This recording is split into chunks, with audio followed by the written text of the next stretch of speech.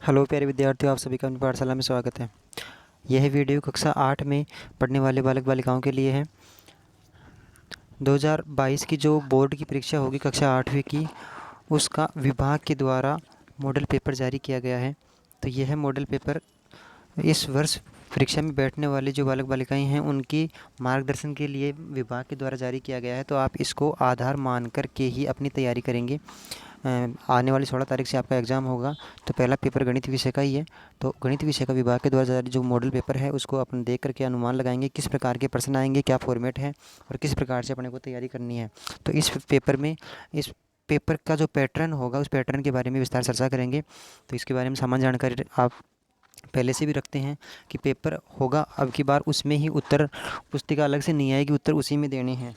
तो ये है प्रारंभिक शिक्षा पूर्णतः प्रमाण पत्र मॉडल प्रश्न पत्र कक्षा 8 का है, गणित विषय का है। पूर्णांक 80 नंबर का पूरा पेपर आएगा, 80 नंबर का, और समय होगा 2 घंटे 30 मिनट है। 2 घंटे 30 मिनट। जैसा कि पता है कि सेकंड पारी में एग्ज़ाम है, तो उस हिसाब से 2 बजे से लेकर 4:30 बजे तक ये एग्ज़ाम का आयोजन किया जाएगा। फिलहाल में इसमें प्रश्न पत्र में अब आप फॉर्मेट को देखेंगे और उसी प्रकार से अपनी तैयारी करेंगे। इसमें 3 भागों में पेपर बटा हुआ है। पहला भाग है ए भाग, दूसरा बे भाग होगा और तीसरा से भाग होगा। पहला भाग ए भाग कुल 40 अंकों का होगा, 40 अंकों का होगा। और 40 अंकों में से 35 प्रश्न ऐसे होंगे जिनके उत्तर आपको पेपर में लिखे हुए मिलेंगे, इसी पेपर में लिखे हुए मिलेंगे जो पेपर आपको एग्ज़ाम हॉल में मिलेगा। और उन्हीं उत्तरों में से आपको सही उत्तर की पहचान करके सही उत्तर जगह पे लिखना है, अर्थात खाली जगह पे जहाँ पे उत्तर का स्थान है वहाँ पे आपको लिखना पड़ेगा। तो इसका कौन सा है, किस प्रकार से 40 क्वेश्चन होंगे ए भाग के। पहला प्रश्न है, पहला प्रश्न, नीचे 4 विकल्प दिए गए हैं, सही विकल्प को कोष्टक में भरिए। तो इस प्रकार के इस पहले प्रश्न में 15 क्वेश्चन दे रखे हैं, 15 क्वेश्चन दे रखे हैं छोटे छोटे, और इन सब के उत्तर हैं जो एबीसीडी के रूप में लिखे हुए हैं। 3 उत्तर गलत हैं और 1 उत्तर सही है, तो उसकी पहचान करके आप 15 गुणा 1, इस प्रकार से आप 15 प्रश्नों के उत्तर इनके समक्ष आप नोट करेंगे। तो इस प्रकार से ये फॉर्मेट होगा, तो आप देख लीजिए और अपनी प्रश्नावली में उस प्रकार से हल करेंगे। अगली वाली फिर पेज में देखें तो ये 8वां 9वां 10वां 11वां 12वां, सॉरी ये 15वां हो गया, 13वां 14वां और 15वां। इस प्रकार से 15 प्रश्न हो जाएंगे और इन 15 प्रश्नों को आप सही तरीके से हल कर पाएंगे। उत्तर समक्ष लिखने होंगे, प्रति प्रश्न 1 अंक का होगा। इसके बाद में क्वेश्चन नंबर 2 आएगा और क्वेश्चन नंबर 2 में 8 प्रश्न बनाए गए हैं, 8 प्रश्न बनाए गए हैं और ये 8 प्रश्न रिक्त स्थान से संबंधित हैं। और इन 8 प्रश्नों के जो उत्तर होंगे वह सामने लिखे हुए मिलेंगे आपको, यानी क्वेश्चन के सामने लिखे हुए मिलेंगे, 2 उत्तर लिखे हुए मिलेंगे, उनमें से एक सही उत्तर की पहचान करके आपको इस प्रकार से इसमें लिखना है। सही उत्तर की पहचान करके, यानी क्वेश्चन के सामने ही उत्तर लिखे हुए हैं, उनकी सही की पहचान करके और उनमें लिखेंगे आप। फिर क्वेश्चन ये 8 नंबर हो जाएंगे, 15 उनके हो गए थे, तो 15 और 8 23 नंबर का अंक तो ये हो गया जिनके उत्तर अभी तक आपको मिल रहे हैं। क्वेश्चन नंबर तीसरा है फिर, और इस 3 नंबर के क्वेश्चन में है 7 गुणा 1, अर्थात 7 क्वेश्चन आएंगे और प्रति क्वेश्चन 1 नंबर है, तो 7 नंबर के ये हो गए। तो ये हो गए 7 गुणा 1। इन प्रश्नों के उत्तर सत्य और असत्य के रूप में बताने हैं कि कौन सा सत्य होगा और कौन सा असत्य होगा।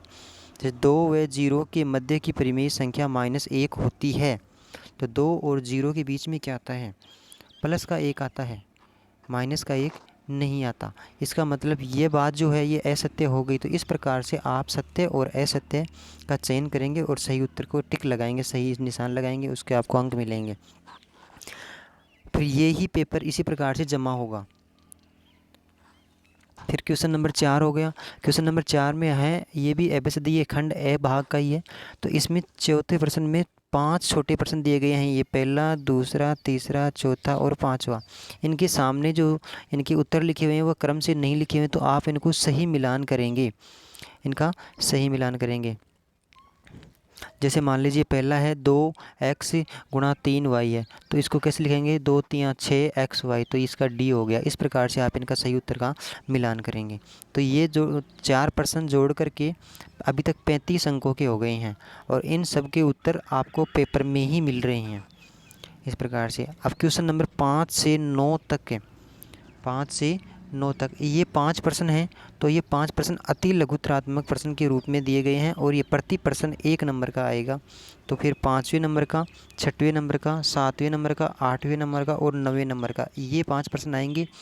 इन प्रश्नों के उत्तर आपको स्वयं लिखने हैं, कहीं लिखे हुए नहीं मिलेंगे। जैसे ये 5/4 को संख्या रेखा पर निरूपित कीजिए, तो पेपर में इसी प्रकार से कोई प्रश्न आएगा, चेंज आएगा, इसकी जगह चेंज आ सकता है। तो ये आप संख्या रेखा बनाओगे, बीच में शून्य प्रदर्शित करोगे, फिर इधर 1, फिर इधर 2, इधर -1, -2, इस प्रकार से लिखोगे। और इसमें 5/4 कहाँ पे आएगा, तो यहाँ पे 0 है, तो आप इसको 4 भागों में बांट देंगे इस प्रकार से। और 5/4 फिर अगले वाले को भी इस प्रकार से बांट देंगे। और 5/4 का कहाँ पे आएगा, जहाँ पे गिन लीजिए, सबके नीचे 4 है, तो ये 1 के बाद में ये यहाँ पे हो गया 5/4 इस प्रकार से। तो संख्या रेखा पर प्रदर्शित करेंगे तो आपको इसका अंक मिलेगा। खाली जगह यहीं पे दी हुई होगी, यहीं पे करना है। अगला 6वां प्रश्न है, इस प्रकार से इसको यहाँ पे हल करना। फिर 7वां प्रश्न आएगा, तो 7वें प्रश्न में ये x का मान पूछा है चित्र का, तीसरी प्रश्नावली में से दिया हुआ, तो इसको यहाँ पे हल करना है।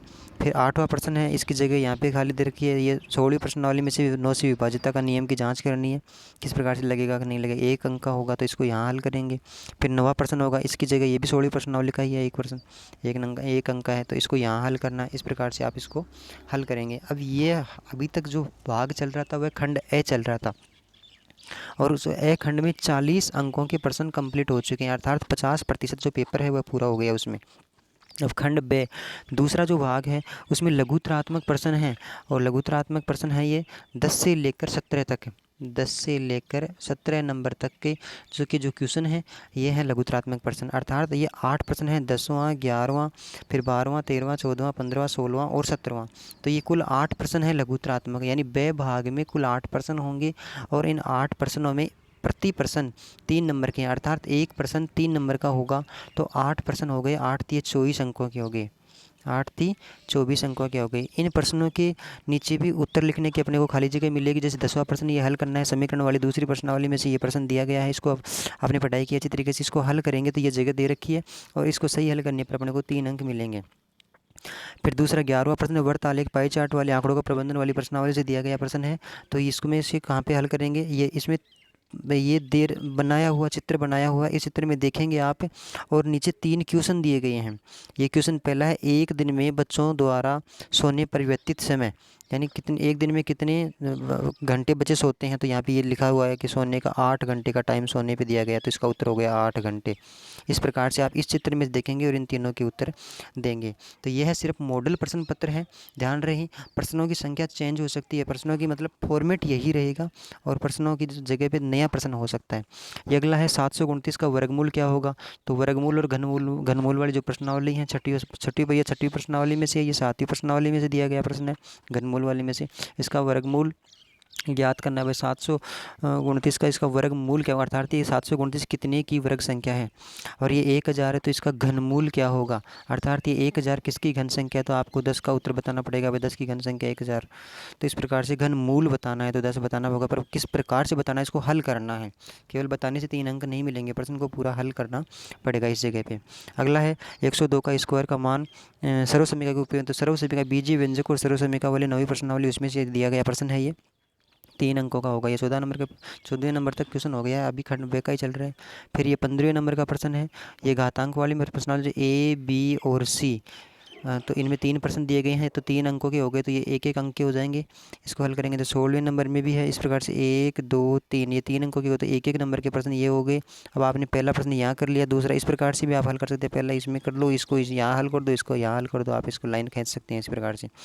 क्वेश्चन नंबर 17 है, तो 17वें नंबर का क्वेश्चन भी, ये भी 3 नंबर का क्वेश्चन है। अब आप इसमें ये जो पीछे वाली ग्राफ वाली जो प्रश्नावली है, 16वीं प्रश्नावली है, उसमें से दिया गया प्रश्न है भाई कितना बी है, कितना ए है, तो ये ए कितना है, ए का मान कितना है, अर्थात इनके निर्देशांक लिखने हैं, ए का निर्देशांक कितना है, बी का निर्देशांक कितना है, सी का निर्देशांक कितना है, इस चित्र में देख करके आप लिखेंगे निर्देशांक।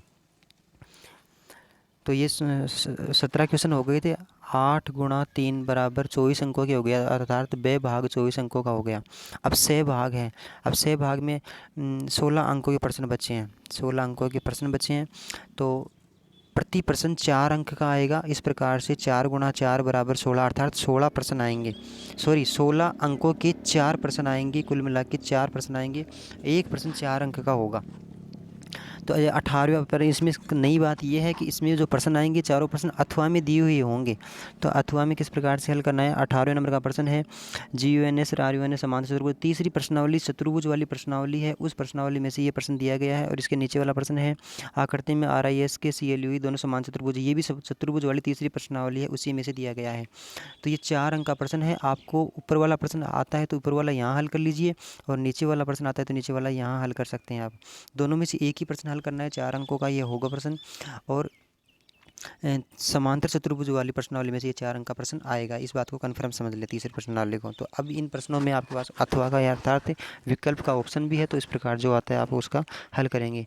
18वें नंबर का क्वेश्चन हो गया। 22वें नंबर का क्वेश्चन क्या है, निम्नलिखित सूचना को दर्शाने वाले एक पाई चार्ट दिया गया है। पाई चार्ट वाली प्रश्नावली अर्थात वो जो आंकड़ों का प्रबंधन वाली प्रश्नावली है, उसमें से ये प्रश्न दिए गए हैं। 5वें नंबर की जो प्रश्नावली आंकड़ों का प्रबंधन, उसमें से दिया गया है, और ये 4 अंक का प्रश्न है। अगर आप ये 19वें नंबर का 4 अंक का प्रश्न हल करना चाहते हैं और इसके पूरे नंबर प्राप्त करना चाहते हैं, तो आप इस प्रश्नावली को बढ़िया तरीके से हल करें और उसमें अभ्यास करें। हाँ, एक बात और है, ये प्रश्न 2 रूप से लिखा हुआ है। जैसे एक बार तो हिंदी में लिखा हुआ मिलेगा और आपको एक बार अंग्रेजी में लिखा हुआ मिलेगा। जैसे यही बात पहले तो हिंदी में लिखी हुई मिलेगी, फिर यही बात अंग्रेजी में लिखी हुई मिली है, अर्थात पूरा पेपर इसी प्रकार से लिखा हुआ है। अथवा वाला क्वेश्चन है, जो अथवा वाला नीचे वाला ये क्वेश्चन दे रहा है, किसी विभागीय स्टोर पर खरीदारी करने वाले व्यक्तियों के इसमें बारंबारता बंटन सारणी वाली इसी प्रश्नावली से है। तो बारंबारता बंटन सारणी के माध्यम से इसको प्रदर्शित करना है। इसके नीचे जगह खाली मिलेगी, यहाँ पे हल करेंगे, आगे वाले पेज में मिल जाएगी। इस प्रकार से इसमें बारंबारता बंटन सारणी का यूज़ करके इस प्रकार से हल कर लेंगे इसको। आगे है 20वां प्रश्न।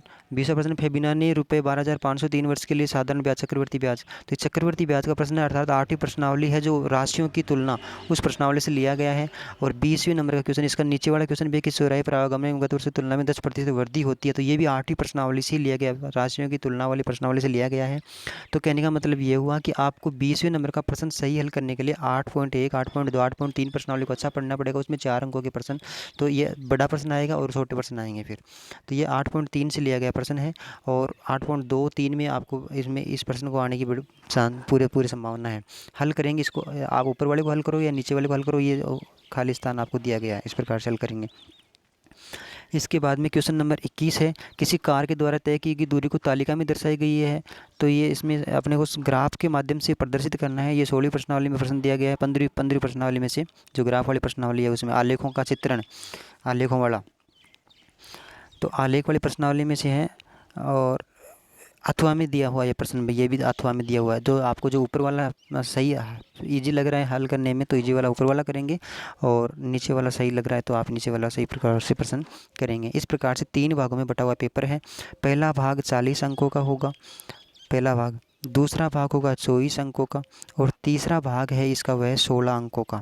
ध्यान रहे, इस भाग में 4 प्रश्न हैं, तीसरे भाग में 4 प्रश्न आएंगे, इस भाग में 8 प्रश्न आएंगे, और इस भाग में 9 तक के प्रश्न आएंगे, 9 तक के, 1 से लेकर 9 तक की, फिर 8 प्रश्न इसमें, और इस प्रकार में 4 प्रकार। तो इस प्रकार से आप पेपर हल करेंगे तो अधिक से अधिक बढ़िया तरीके से आप पेपर की तैयारी करें। आने वाले 4-5 दिन में बढ़िया पढ़ने का प्रयास करें, और बिल्कुल भी घबराएं नहीं, टेंशन नहीं लें। अच्छा पेपर होगा आप सभी को, हमारे इसके लिए आप सभी को अग्रिम शुभकामनाएं और धन्यवाद। अगला पेपर भी इसका आपको लिए सुविधा हेतु ज़रूर डालेंगे। धन्यवाद।